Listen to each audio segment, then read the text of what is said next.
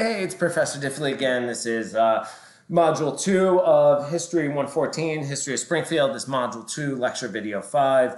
Okay, so now let's talk about the Native American settlement in New England, some more of the information we have. Again, remember, and this is something we're going to talk about here. Problems with our knowledge of local Native American groups and their history. The problem is, and when I say problem is, we don't know as much as you think we should, at least I thought we should, or we could. And there's multiple reasons for that, and we're going to talk about them. But yeah, our knowledge is spotty. It is for many reasons, and so is not as strong as we would think. One, lack of written sources pre-contact, right? So Native Americans didn't, they would have language, but they didn't really have a written language to keep records, so to speak. A lot of it was oral traditions, other things.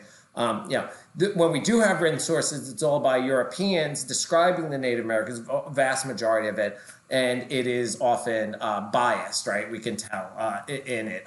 It doesn't always tell us, and this thing, when humans leave behind records, they leave behind what they think is important, what they're focusing on.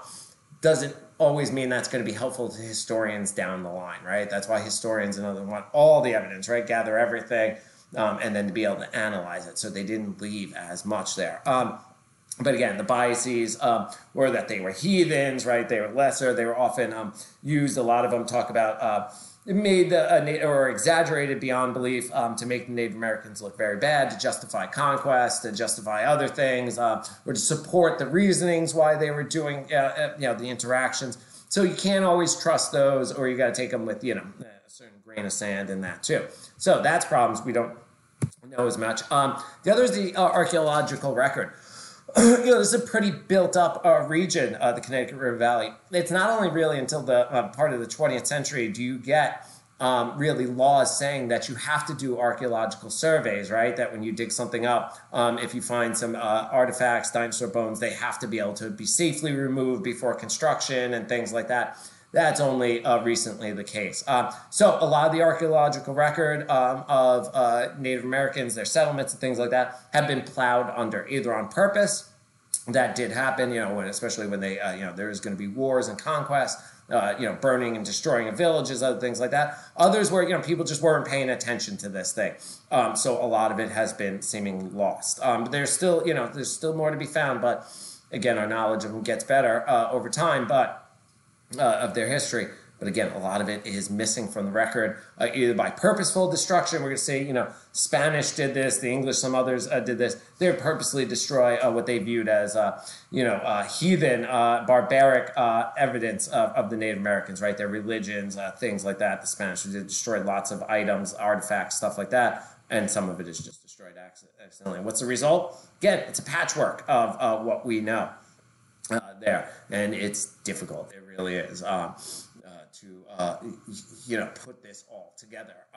There's other issues too. Some of this stuff was traded when it was taken. It wasn't well documented when it was taken out of the ground. It wasn't well documented. People traded. It was done by amateurs, right? Not trained archaeologists and that who were looking to preserve it. It wasn't like it wasn't always like it is today, where it's done for history, science, education. It was done to sell. People still sell artifacts, things like that. So one of the results, what do we know? Well, there's a lot of generalizations, comparisons that we're going to make, about Native Americans. It's just we have to. We do know some specifics, but we fill in the gaps, and that's the way this works, right? And generalizations based on evidence, comparisons, that sort of thing.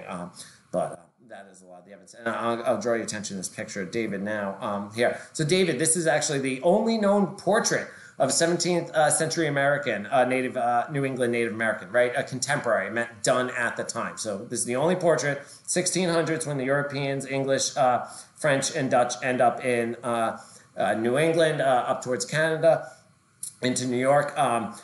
This is the only portrait, the only picture. We have some drawings, but again, they usually make them look like savages, that sort of thing. It's the only one we have. It's the only remaining picture. And what's wild about this one is that other than the wampum around his neck, the beads, everything else is not native to here. It is all English manufactured goods, the metal knife, the boots, all of that. So what we have here is we have a picture of what a Native American in this region may have looked like, or at least one, nation, tribe. But even that is skewed because it doesn't show what they were like before European conflict. contact. So this again gives you an idea of how difficult it is. The further you go back in history, and try to piece things together, especially when people didn't leave written records. The archaeological record has been destroyed, either accidentally or purposely. So again, it's hard, and we're going to see what happens to Native Americans in this area. Eventually, they are scattered, and when people are scattered, sent in the diaspora, often stories are lost, things, right? Because people are focusing on survival as opposed to maintaining their stories. And this is a unfortunate story that happens all over the planet. It's not just here. This is, everywhere you go, you'll find this. And it's, not just when from European colonization, you can find these happening all over the world throughout time. It's unfortunate. So a lot of stuff is lost to history, so to speak. Here's a depiction of an early depiction of a Native American village. The stockades around, also known as palisades, and know that palisades, that's the sort of defensive circles around there. And these are, this was in the east coast of the United States is where this one came from. So prehistoric eras in North America, the Paleo-Indian, all that, archaic, middle archaic, and then woodland. So there's, again, notes on this in here. It gives you, what they did there, so you could read that. So I'll try to cut down the videos. There's also required reading on this. But it is, Paleo-Indians are really where we're talking about is the first hunter-gatherer groups that came over after or during the last great ice age. Archaic is, again, it's going older and older. There's spottier evidence. One, there's the thing with Paleo-Indians trying to understand where they, find evidence in the archaeological record. Remember, they were nomads, true nomads. They're constantly moving. So when they did set up camp, it's not a permanent camp, right? So there's not time for stuff to accumulate. So it's almost transient, right? It's passing. It's like, you driving down a highway and throwing something out the window, right? That's the only evidence you were there. And you just think out all the ways I can get lost. Now think of there. Archaic is when they're more semi-nomadic, still nomadic, but it's really the woodland is where we know the most about. This is, right up into contact with the Europeans, and then there's the post-contact era.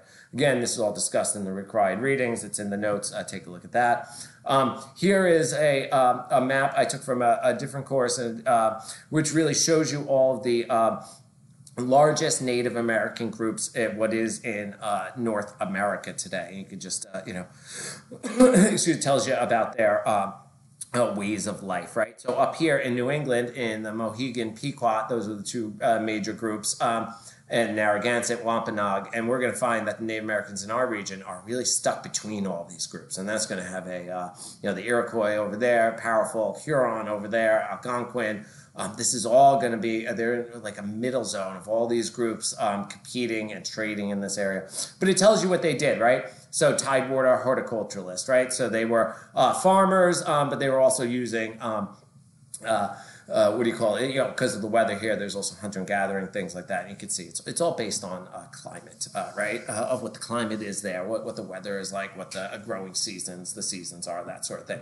But let's just give you that. So Paleo Indians in New England. So this map shows where we know have found evidence of them. You can see very little in our area up here. More up towards Turner's Falls and things like that. Again, why this seems to be at the edge of the glacier there. We're going to find lots of Native Americans evidence up there, even through European contact by Turner's Falls for fish runs and grain storage and that, but that stuff we'll get to. But then again, it's spotty over in here where we are. They're sometimes called the Clovis peoples, and why? Because where the spears were found originally, right? So this is a Clovis spear point, originally found on the West Coast, but now has been found in all parts of North America there. So that's how sometimes things take names, is where they're found, right? Like a Neanderthal, think of that. You've heard the term Neanderthal. Why is it there? Because it was found in the Neander Valley in Europe, right? That's where these things come from. So again, about 10 to 9,000 years ago, or 10 to 7,000 years ago. Again, see, so when this book was written, it was about 7,000, 9 to 7. Here, there's other evidence saying it's in this time that it was even further back, that they, 10 to 9,000 years ago, that people started to appear in Massachusetts, Connecticut River Valley, and that. I mean, you can see there in different areas here. Again, small nomadic groups using spears to hunt caribou and mammoth in the tundra. And yeah, that's what this region was like back then. Remember, there was a glacial lake here. This would be like the tundra up in the Arctic Circle at this point, right? Looks nothing like it does today. Very, very different. The weather would have been different, like the climate would have been different, everything. So they were, again, not permanent. They were small nomadic groups, hunting caribou and things like that. We're in the Connecticut Valley. Again, Turner's Falls, up by Turner's Falls, Montague, Deer Loaf and Sugarloaf Mountain, which again makes sense, right? If we're using the Pocumtuck story about Lake Hitchcock, the Beaver Hill Tail people.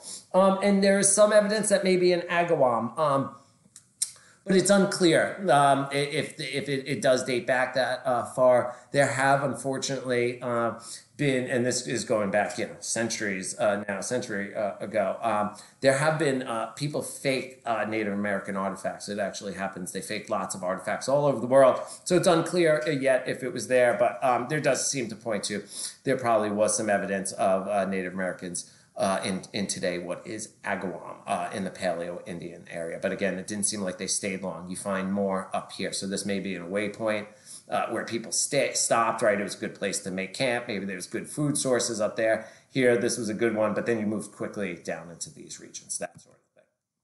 Again, here's a Clovis Spear point.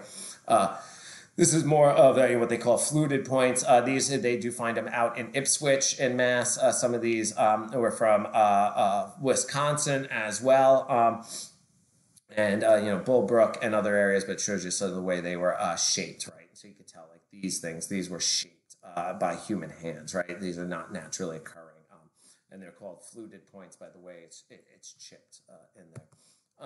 Again, archaeological sites in southern New England for this. Again, for Paleo-Indian, now you get to the Archaic Age, right? Era. You fast forward 3,000 years, you begin to see people settling in this area, right up and down the river, Connecticut River Valley. Why? Again, the Lake Hitchcock, it drained. This valley opens up.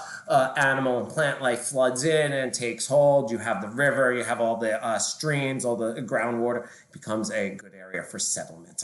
And that's what you begin to see. You can see other areas. And this, it draws a line pretty much just like it did here, down into the Long Island Sound all the way down into Connecticut. And you begin to see that there, here too.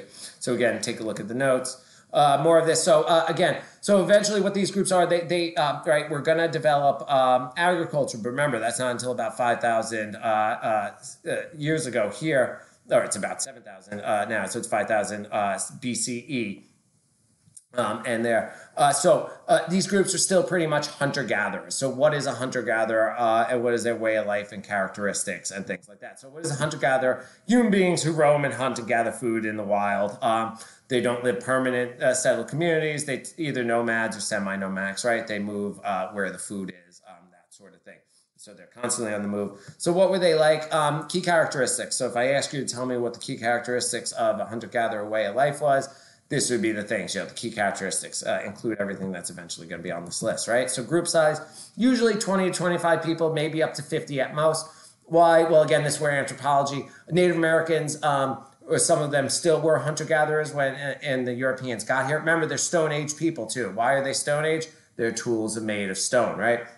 And there are still uncontacted tribes in the Amazon. There are still hunter-gatherer societies that exist and have been studied in parts of Africa and Asia and South America. And this tends to be their size. So, and they say this is how they've been living for, millennia. So it makes sense to, the evidence points to this, how they probably live too. So group size around that. Again, remember all this is in the notes too. Diet and lifestyle, very varied diet, right? They're eating all sorts of different foods, getting nutrition everywhere, vitamins, plants, berries, that sort of thing, fruits, and then also hunting. So they're constantly on the move. They are much more physically fit. This is something we're going to see in the next chapter when the Europeans and Native Americans first met. Both sides, first impressions of the other. Europeans couldn't get over how good-looking, how strong, and how tall and fit the Native Americans are. Native Americans had the other view of the English, how small, how unfit, unhealthy they were, and it's about their lifestyle, that sort of thing. Group dynamics and power relationships. What this is really about is they were mostly egalitarian, right? People might have more prestige because they were better hunters, they brought in more food, or they were older. And why would someone have more prestige and influence in a community like this if they were older? They've been around, right? They've seen a lot, so they can give wisdom, that sort of thing. But, so they were egalitarian. Everybody's roughly equal. And what we mean by, again, some people might be more important, but you don't have kings, queens, that sort of thing. When it came to making decisions, what to do, where to go next, they would usually make them communally, everybody having the same voice, men, women, everybody. How, again, do we know this? We've seen this when the Europeans came to the Americas. They see this in these groups in different parts of the world. Again, they still exist. All right, so we'll come back in the next video and pick up on these hunter-gatherers there.